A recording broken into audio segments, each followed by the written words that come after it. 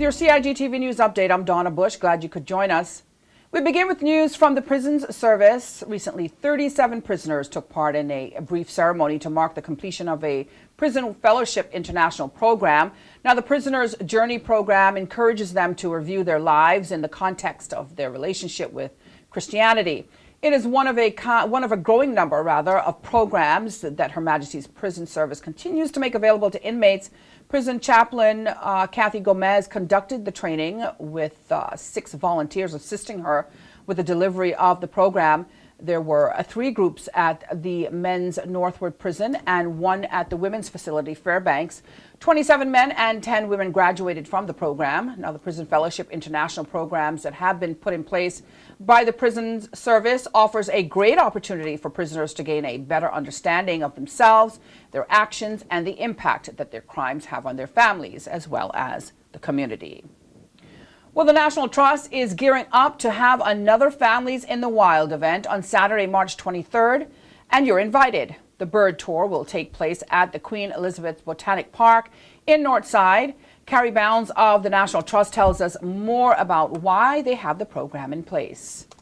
The purpose of our Families in the Wild activities is to get people outdoors, enjoying nature, instilling pride in what it is that we have to celebrate as Caymanians. This is a beautiful island, this is a beautiful country, and part of what we do in the National Trust is to protect and preserve what we have for future generations. So by encouraging families to be outdoors, that's what we're doing. We're getting people involved, getting people active, and enjoying what we have to offer. I think it's important to get families to do things together, you know. There's so much time that's lost in other aspects of life, and this is just one thing for us to do together, and to get people to bond and enjoy things together. The first Saturday of every month we put on a traditional cooking class at the Mission House in Bodden Town. So all you need to do is pay attention to our Facebook page, sign up for the newsletters, and get involved. And the Families in the Wild program took a group of children and adults snorkeling recently, helping build skills and providing the time to bond further. Well, Special Olympic athletes competing at the World Summer Games in Abu Dhabi have been doing very well since the start of the Games just last week. Let's take a look at the results so far.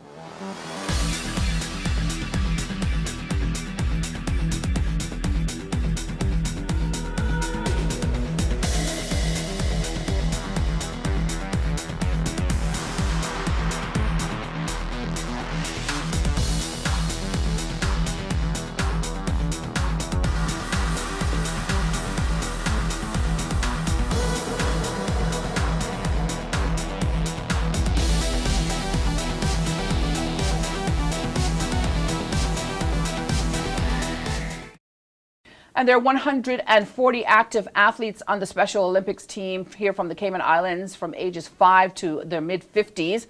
More than 100 volunteer coaches, committee members, and training partners assist with that program. Training in 7 different sports, including bocce, basketball, aquatics, athletics, and football, is provided year-round for the athletes. Now, this is the second time that the Cayman Islands team is competing in basketball at the World Games. And Abu Dhabi 2019 is the 8th World Games for Sochi. Finally, the Cayman Islands Monetary Authority and Celebrate Cayman have received approval for the second mintage of the silver $5 commemorative 60th anniversary coat of arms coin. Just before the festive season last year, the Cayman Islands Monetary Authority debuted what would become the fastest selling coin in the authority's history. The stylistic details of the second mintage differs ever so slightly from the first edition, a move to protect the integrity and authenticity of each mintage. Now, the second mintage coin features the thatch rope and our coat of arms in gold, and these elements were silver in the first mintage. Now, the coin is available for purchase from the Cayman Islands Monetary Authority. And that ends today's news update here on CIG Television. If you missed it, you can go to the Cayman Islands Government Facebook page or the CIG Television YouTube channel. I'm Donna Bush, as always, thanking you for joining me, wishing you a safe and wonderful night, and hoping you'll join me back here again tomorrow. Until then, bye-bye for now.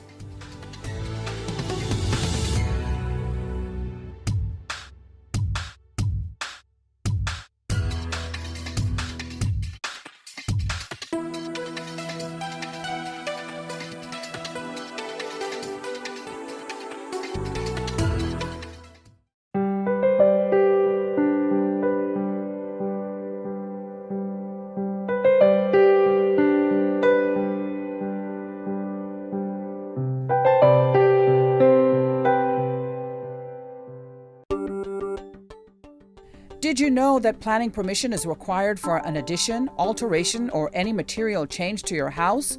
The 10% rule no longer exists. Did you know you should check with the department as a planning and permit application may be required? Boating, fishing, and water sports in the Cayman Islands are great, but keep a cool head. Here are 7 tips for fun and safe sea outings. Number 1. Use a checklist to plan your outing.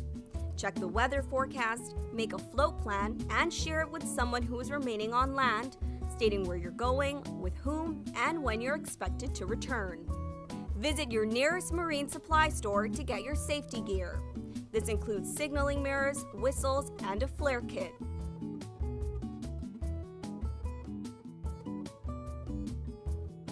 It's also very important to have onboard flotation devices and life vests for each person.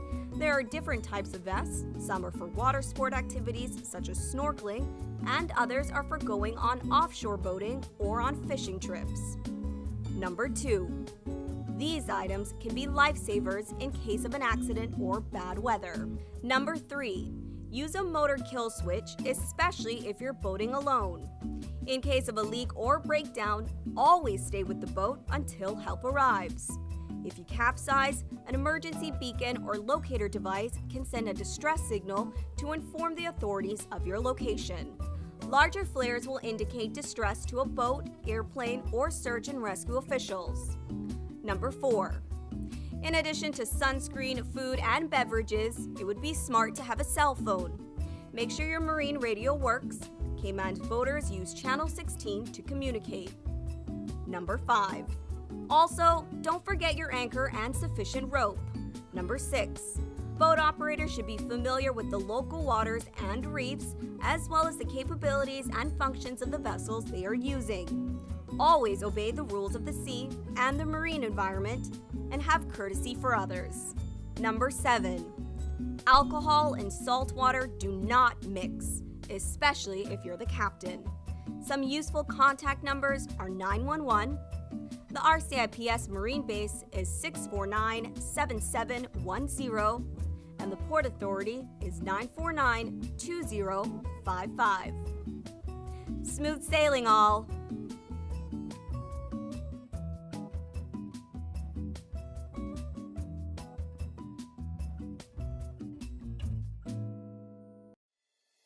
The Esterly-Tibbetts Highway 3-lane roundabout is ready for drivers.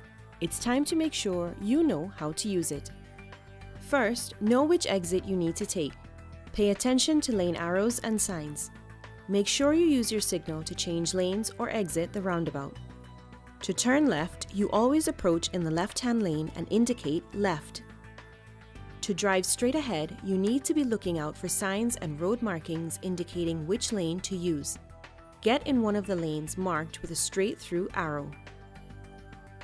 If turning right, you must use the right-hand lane and indicate accordingly. To use the roundabout safely, remember these 3 tips. Know your exit, pick your lane, and signal to make your turn.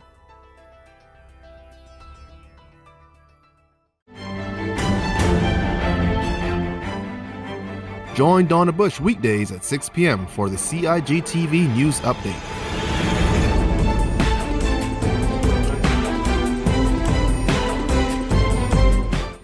Get the latest on what's happening in government on a daily basis. News Update first at 6 p.m.